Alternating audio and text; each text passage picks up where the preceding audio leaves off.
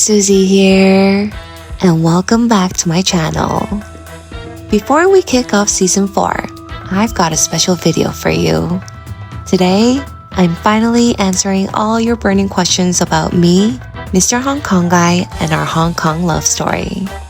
Turns out, there were way more questions than I expected. So in this video, I'll be focusing on the most asked ones about me and Mr. Hong Kong Guy. I will talk more about Mr. Hong Kong Guy, our long-distance relationship, and everything else you've been curious about in the next videos. These will be rolling out just like my usual series, so stay tuned. Oh, and just a heads up, I'll be speaking in Korean for this one. But don't worry, subtitles are on. So grab a snack, get comfy, and let's get it started! 저 지금 그 있죠. 머릿속에 편집 생각밖에 없어요. 미쳐버릴 것 같아요. 한번 들어가 봅시다. Q&A를 내가 해도 될 그런 짬인가? 아니 근데 수지 근데 그 Q&A는 왜 찍으려고 하는 거예요? 구독자분들이 계속 올려달라고 해가지고. 그래서 좀 궁금할 법도 할 때가 됐죠. 아니 저는 사실 약간 신비주의로 가려고 했어요. 근데 똑같은 댓글이 계속 올라오니까. 근데 이게 또 내가 그러니까 내용에서 이거를 자연스럽게 푸는 게 원래 제 목표였어요. 목적은. 근데 이제 저도 까먹더라고요.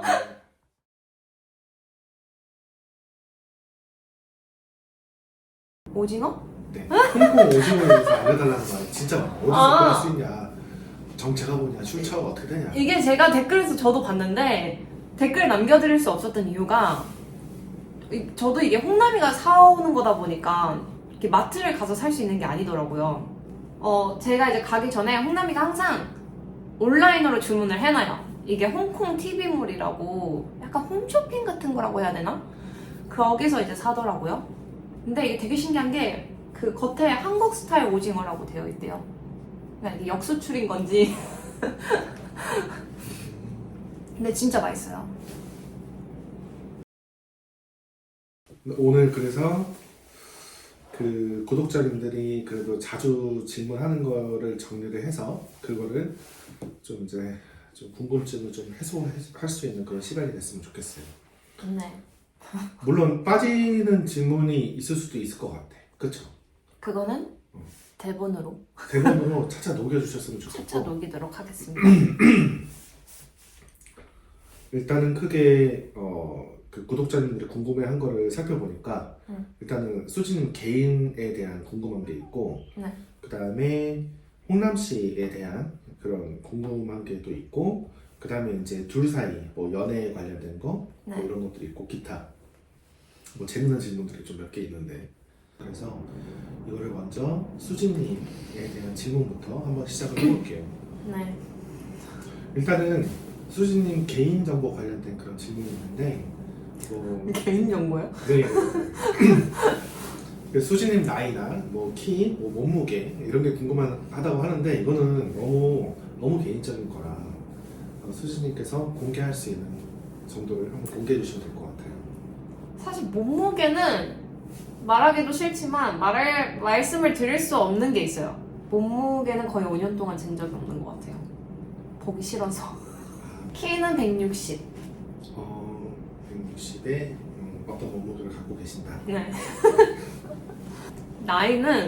근데 나이는 진짜 그러니까 공개하기 어려운 게 아니라 공개할 수 있는데 좀 걱정돼요.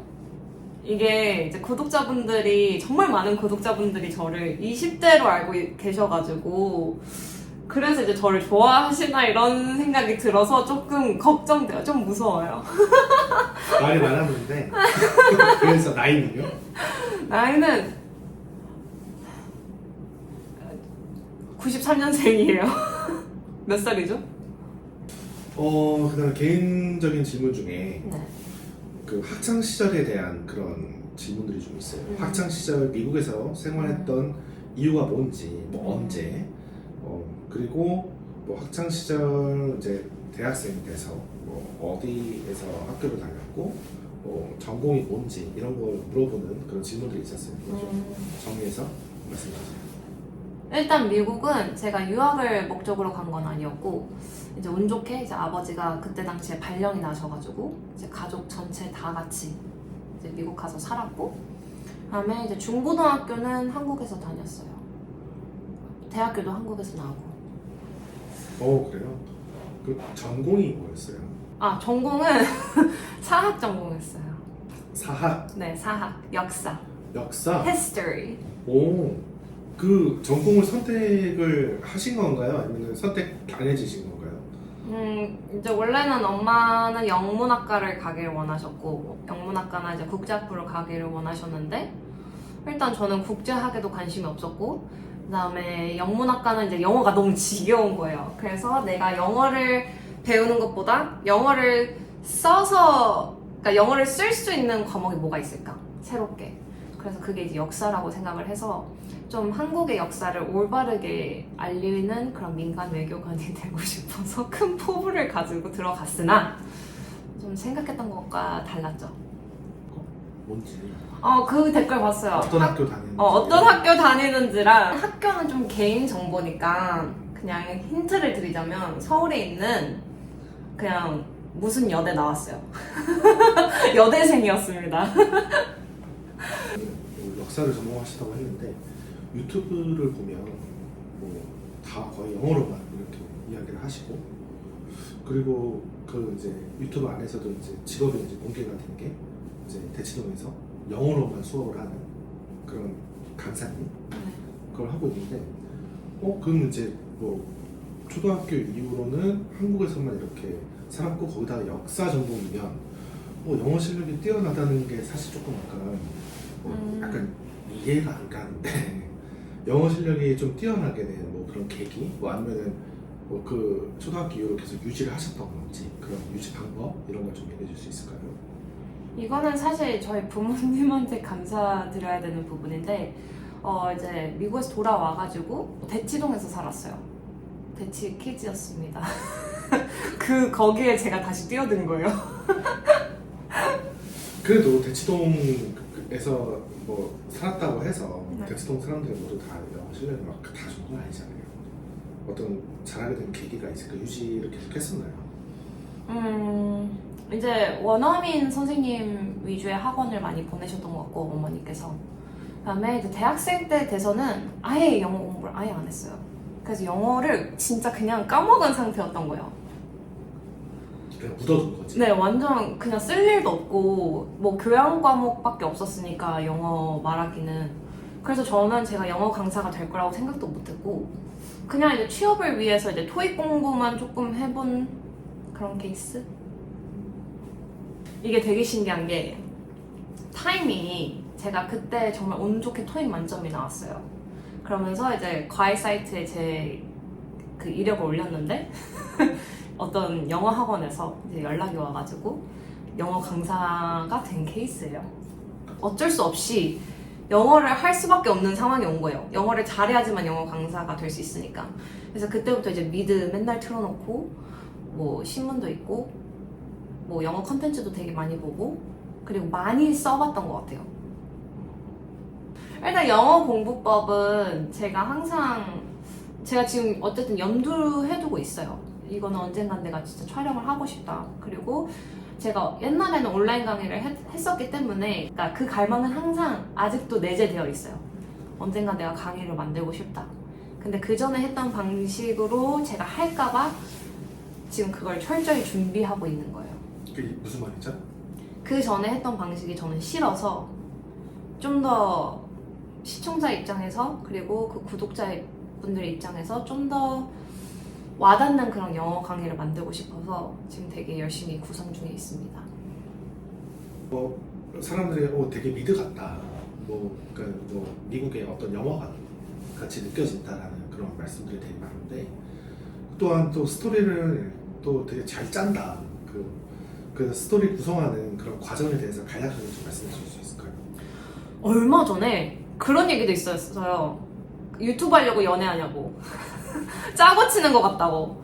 정말 리얼이에요. 정말 리얼이고 이제 그냥 무편집본을 저는 보잖아요. 막 사람들이 이제 밑에다가 편집하지 말고 그냥 올려주세요라고 하는데 정말 후회하실 거예요. 그러면 이거는 제가 거의 나레이션 98%를 나레이션으로 끌고 가는 유튜브 영상이어서 이제 스토리는 어떻게 짜냐면 이제 그때그때 큼지막했던 사건 위주로 이제 나열을 하고 그 다음에 그때 제가 들었던 감정들 위주로 많이 이제 채워요. 그냥 결국에는 제 얘기다 보니까 뭐 남의 얘기를 제가 하는 것도 아니고 그러다 보니까 이제 제 얘기를 쓰고 근데 이게 정말 좋은 게 어떻게 보면 약간 일기 같은 느낌이잖아요. 그러니까 제가 이 표현을 언젠가는 다른 데서도 쓰는 거예요. 내 얘기니까. 그러니까 예를 들어 유튜브에서 내가 뭐 홍남이랑 이렇게 했어 이런 거를 뭐 영어로 어쨌든 적었잖아요. 그러면은 다음에 뭐 제 직장 동료한테 얘기를 하거나 그럴 때 이제 그 표현을 쓰게 되는 거예요. 근데 그러면서 영어가 저도 유튜브를 하면서 진짜 많이 늘었어요. 그 과정을 일단 많은 분들이 알고 계시지만 제 편집 시간이 30시간에서 적으면 30시간이고 그 다음에 이제 길면은 48시간? 그러니까 잠을 거의 못 주무시죠. 그래서 이게 과정이 어떻게 되냐면 일단 클립을 다 봐요. 뭐 일본 갔던 여행이다 아니면 뭐 태국 갔던 여행이다 이러면은 그 클립을 다 봐요. 그 다음에 이제 큼지막한 사건들 위주로 이제 적어놔요 그거를. 그 다음에 이제 간략적인 대본을 써요.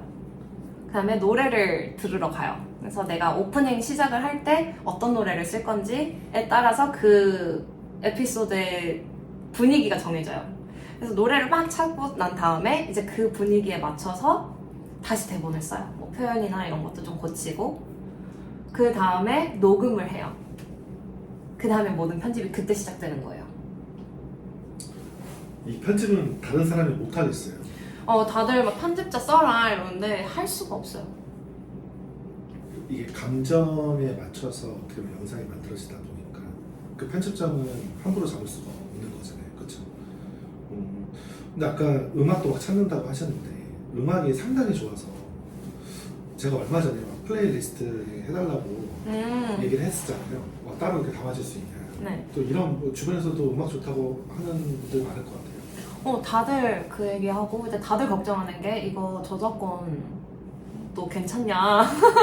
근데 일단 에피데믹 사운드라는 프로그램을 쓰고 있고 이제 구독료를 내면 그 저작권을 제가 사는 거기 때문에 뭐 문제 없습니다. 돈 버는데. 마음은 굴뚝 같은데 시간이 없어요.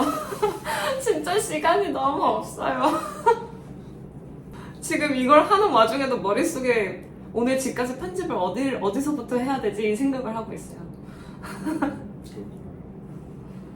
아직은 때가 아니라고 생각이 될 수도 있겠지만 그 구독자 애칭을 정할 계획이 있으신지 그러니까 질문을 하신 분이 있기 때문에 여쭤보는 거예요.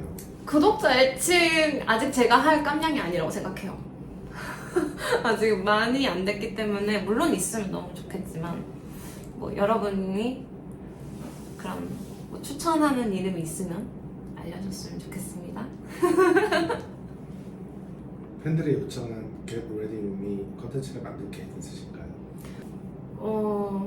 이게 제가 화장품 사람들이 정말 잘못 알고 계신 게 이제 하고 다니는 게 이러다 보니까 이제 많은 분들이 제가 화장품 되게 잘 알고 막 뭐 제품을 되게 잘 알고 이럴 거라고 생각을 하는데 저는 진짜 가성비 제품 되게 많이 좋아하고 파운데이션 빼고는 좀 다 가성비 제품 많이 쓰는 것 같아요. 파운데이션은 랑콤 거 써요. 땡이돌 파운데이션이라고. 보여줄 수 있어요? 지금 파운데이션은 없고 쿠션만 있는데 이런 제품입니다. 그래 좋아요?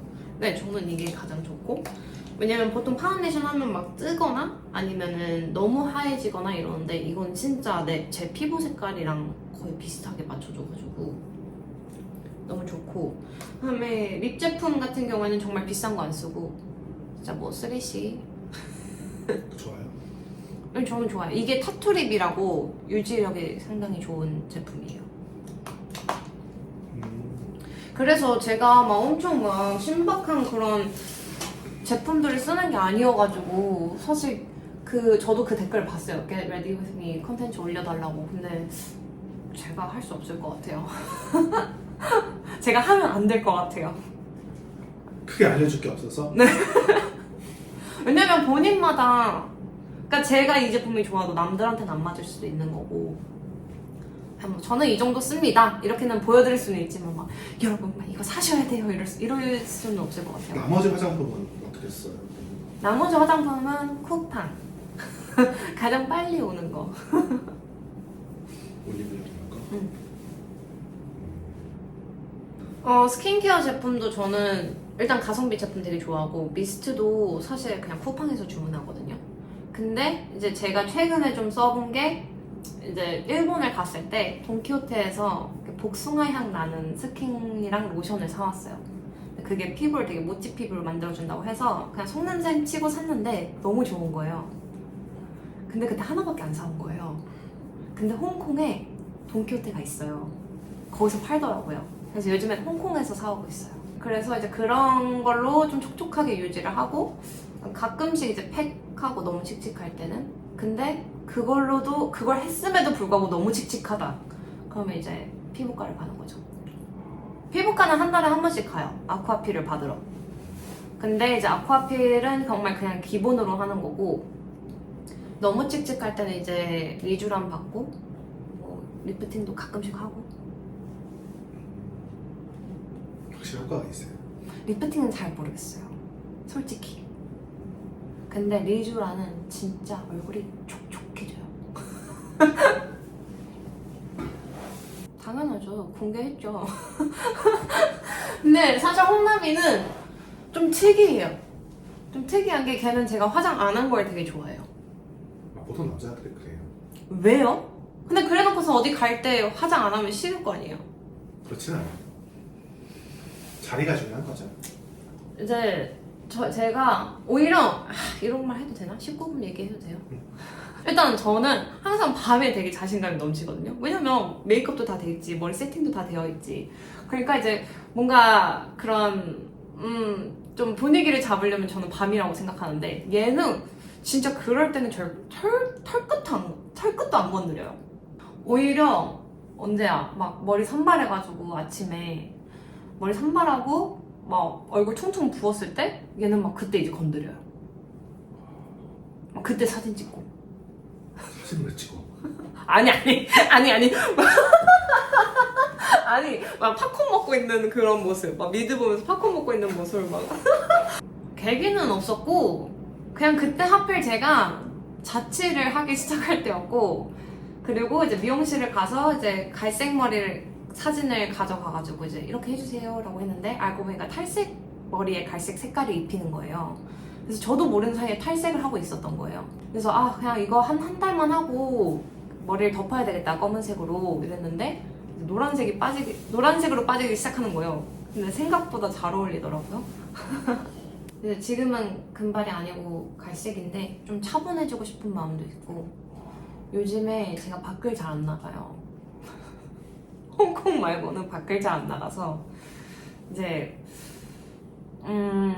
좀 한 달에 한 번 매달 미용실 가는 것도 좀 힘들고 귀찮고, 머릿결도 너무 많이 상했고, 컬러풀 완전 그냥 원색 위주로 많이 입었고, 핑크 많이 입었고 그랬었고, 지금은 이제 저도 이걸 염색한 지 한 3일이 아니지 일주일 정도밖에 안 돼가지고 앞으로 어떻게 패션을 해야 될지 고민이에요.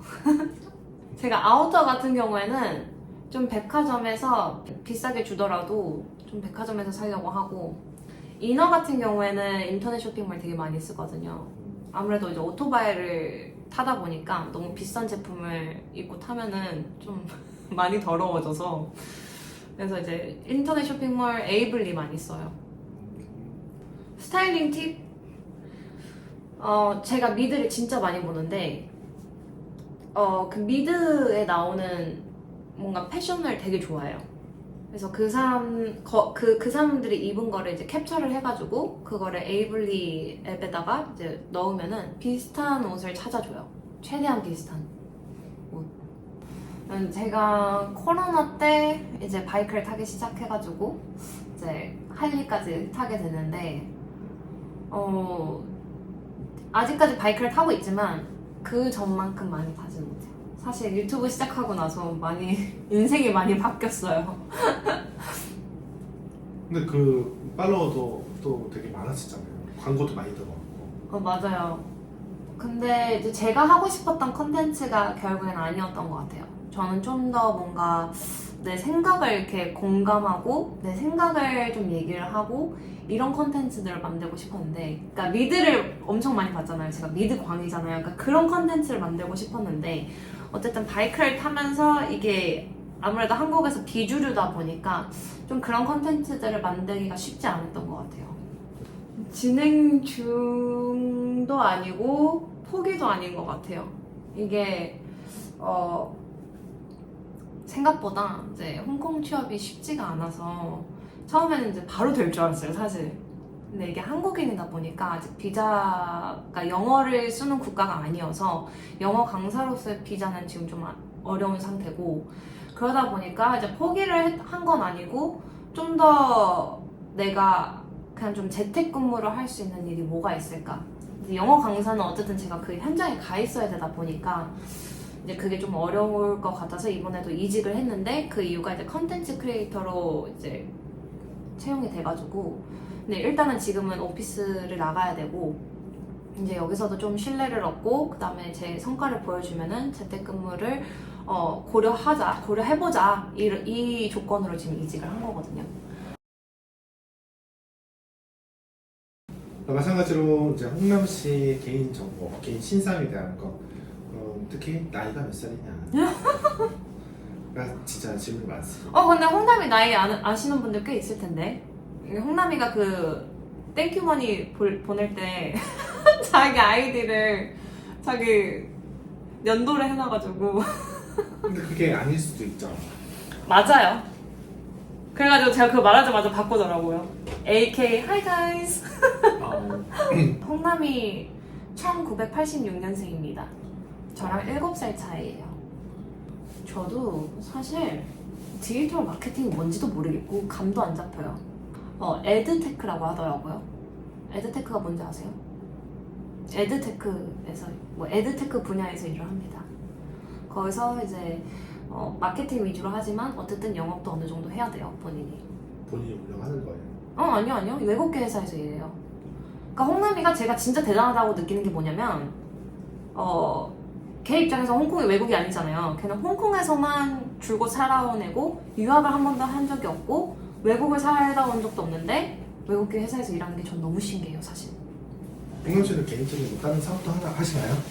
네, 햄버거집도 하고 요가샵도 하고 마사지샵도 해요. 본인이 막 사가는 아니고 그냥 투자를 하는 거죠. 투자에 되게 관심이 많은 친구입니다. 이거 논란이 진짜 많은 일이에요. 이거 홍남이 거짓말하고 있는 것 같아. 저는 ENFP예요. 누가 봐도 ENFP일 거고 홍남이는 ESFJ예요. ESFJ. 원래 뭐가 나와야지 될 것 같아요? ESTJ가 나와야 돼요. 걔는 T야. 홍남이는 T야.